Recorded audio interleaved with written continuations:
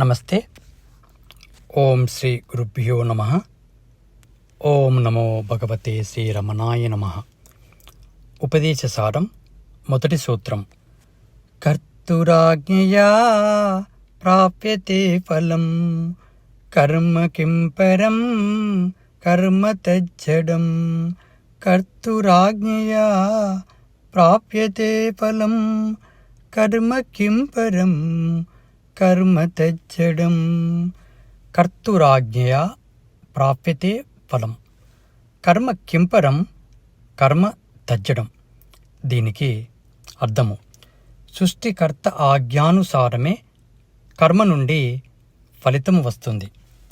కర్మ జడము కనుక జడమైనటువంటి ఆ కర్మ సర్వోత్కృష్టమైనది ఏ విధంగా అవుతుంది కాదని ఇక్కడ మహర్షి యొక్క భావం.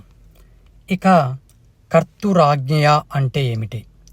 కర్తురాజ్ఞయ అంటే సృష్టికర్త ఆజ్ఞానుసారము.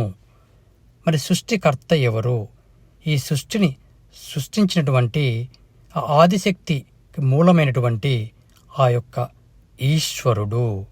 ఈశ్వరుడిని మనము భగవంతుడు అని అనుకుంటాము. ఇక కర్మ. కర్మ అనేది మనం చేసే ప్రతి పనిని ఒక కర్మలాగా చెప్పుకోవచ్చు. అయితే ఇక్కడ మన యొక్క పని అది తనకు తాను చేసుకోదు. దానికంటూ ఒక కర్త ఉంటేనే ఆ పని కర్తతో చేయబడుతుంది.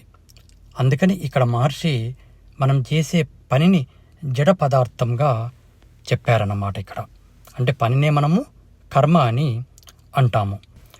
ఇక ఒక పాలేరు ఒక యజమాని దగ్గర రోజు పనిచేస్తూ ఉంటాడు. అతడు ఆ నారు పెట్టి నారుకు నీరు పోసి తర్వాత వాటిని పెద్దవి చేసి వాటిని ఆ పంట 3 months 4 months తర్వాత ఆ పంటను చేతికి తీసుకొని దాని యొక్క పండించిన ఆ యొక్క 100 బస్తాలను ఆ యజమానికి సమర్పిస్తాడు. అప్పుడు ఆ యజమాని ఇతనికి కూలీ కింద కొంత డబ్బు మాత్రమే ఇస్తాడన్నమాట. ఆ పాలేరు అనుకుంటాడు, నేను ఇన్ని రోజులు పని చేశాను, ప్రతిరోజు నేను చాలా చక్కగా చూసుకున్నాను, రైతు మాత్రము 100 బస్తాలను తీసుకున్నాడు, నాకు మాత్రము కొంచెమే డబ్బు ఇచ్చాడు అని అతడు అనుకుంటాడు. అదేవిధంగా ఆ రైతు ఆ 100 బస్తాలు వచ్చిన తర్వాత అతను మార్కెట్కి వెళ్ళి వాటిని అమ్మి డబ్బులు సంపాదిస్తాడు. అయితే 100 బస్తాల యొక్క ఫలితము ఒకసారి 50,000 రావచ్చు, ఒకసారి 1,00,000 రూపాయలు రావచ్చు. అంటే తను చేసిన పని తన చేతిలో, ఫలితము తన చేతిలో, రైతు చేతిలో కానీ ఈ యొక్క కూలీ చేతిలో కానీ లేదని మనము ఇక్కడ గ్రహించాల్సి ఉంటుంది. మరి ఈ సృష్టిని సృష్టించినటువంటి ఆ భగవంతుడు మరి ఎలా ఇస్తాడు అని మనకు సందేహం రావచ్చు. ఎందుకంటే ఈ సృష్టిని సృష్టించేటప్పుడే ఆ యొక్క ఈశ్వరుడు కొన్ని నియమాలను, ధర్మాలను పెట్టాడన్నమాట. అది పంచభూతాల రూపంలో. అంటే ఇక్కడ భూమి, నీరు, నిప్పు, గాలి, ఆకాశము అన్నమాట.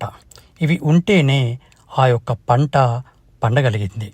అంటే ఈ పంచభూతాల్లోనే ఈశ్వరుడు దాగి ఉండి ఆ పంటను ఆ రైతుకు దక్కే విధంగా చేశాడు. అంటే ఇక్కడ చివరికి మనకు ఏమనుకోవాలంటే మనము చేసే పని మనకు ఫలితాన్ని ఇవ్వదు. ఆ కర్తలకు కర్తైనటువంటి ఆ ఈశ్వరుడే మనకు ఫలితాన్ని ఇస్తాడని మనము అర్థం చేసుకోవాలి. ఎందుకంటే మనం ప్రతి ఒక్కరు అనుకుంటారు, నేను పని చేస్తున్నాను, 100% ఫలితము నా వల్లనే జరుగుతుంది అని అనుకుంటారు. కానీ అది ఒక అపోహ మాత్రమే.